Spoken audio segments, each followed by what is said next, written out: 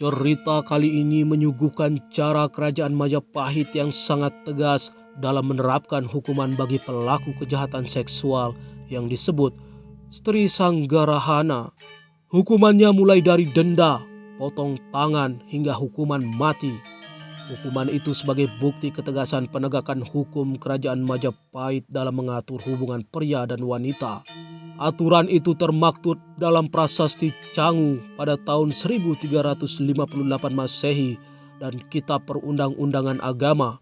Ketegasan hukum di zaman Majapahit itu bisa dilihat dari aturan tempat penyebaran di Bengawan Solo yang menerapkan hukuman bisa dilihat dari contoh kasus seorang tukang perahu. Seseorang tidak akan dianggap bersalah jika menyeberangkan perempuan baik yang masih perawan atau sudah bersuami. Namun aturan ini berlaku selama dia tidak berbuat astaqorah, yaitu 8 macam kejahatan yang berhubungan dengan pencurian. Dalam teks perundang-undangan agama terdapat bab mengenai pradara di antara 19 bab yang memiliki 275 pasal. Pradara memiliki arti istri orang lain atau perbuatan serong. Bab pradara memuat 17 pasal yang mengatur jenis hukuman dan denda yang dikenakan kepada laki-laki yang mengganggu perempuan. Pradara mengatur ketentuan hukuman bagi pemerkosa istri dan orang lain yang dendanya disesuaikan dengan kedudukan sang perempuan dalam kasta. Bila korban berkasta tinggi yang dikategorikan sebagai perempuan utama, jumlah dendanya 2 laksa. Jika berasal dari kasta menengah, dendanya selaksa.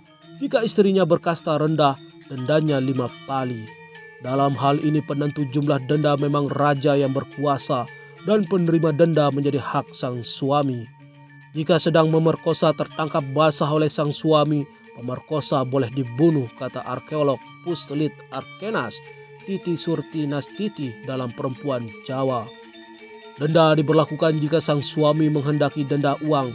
Hukuman lainnya, pelaku bisa dipotong tangannya dan diusir dari desa tempat tinggalnya, diberi tanda kalau dia pernah memerkosa istri orang. Jika yang diperkosa belum menikah, dirayu, diajak lari atau ke tempat sepi, laki-laki ini disebut babi. Laki-laki ini dikenakan denda 4 tali oleh raja. Hukuman mati pun bisa diberikan oleh raja jika ada saksi yang menyaksikan pemerkosaan tersebut.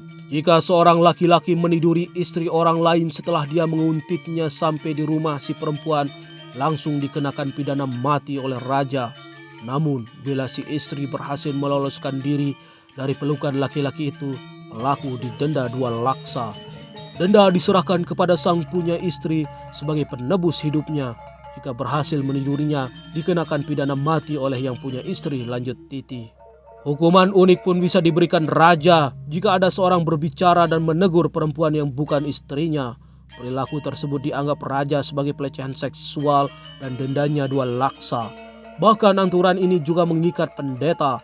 Jika tak mampu mematuhinya, status pendetaannya terancam hilang. Jangan bicara dengan perempuan yang sudah menikah, terutama di tempat sepi, karena nafsu birahi susah dikendalikan, tulis Titi. Dendanya pun menjadi lebih sedikit apalagi perempuan yang diajak bicara di tempat sepi bukan istri larangan atau istri utama yang dipingit. Laki-laki ini didenda sebesar 5 tali.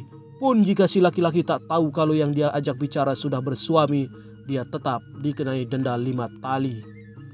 Meskipun perempuan itu istri saudaranya, istri pamannya, istri menantunya, pokoknya dengan perempuan yang telah menikah, perempuan larangan, lanjutnya. Perbuatan Sri Sanggarahana yang meliputi mereka yang membantu dan memfasilitasi perbuatan dalam pasal pradara. Misalnya orang yang menyuruh si laki-laki untuk meniduri istri orang, dia akan dikenakan denda 2 laksa. Menurut Kutara, orang yang meniduri perempuan bersuami dikenakan hukuman mati. Dia bisa hidup jika membayar denda 4 laksa. Sementara orang yang menghasut dan menyuruh untuk meniduri si perempuan di rumahnya juga dikenakan denda 4 laksa oleh raja. Kendati dalam teks Undang-Undang Majapahit tegas menghukum mereka yang melecehkan perempuan, dalam prasasti ditemukan juga adanya profesi juru jalir. Profesi ini tugasnya memungut pajak dari para pelacur. Namun hal ini tak ada keterangan pasti yang menyebut pelacur itu pasti perempuan. Bisa dibilang pelacur pada masa Majapahit mendapat pengesahan dari penguasa.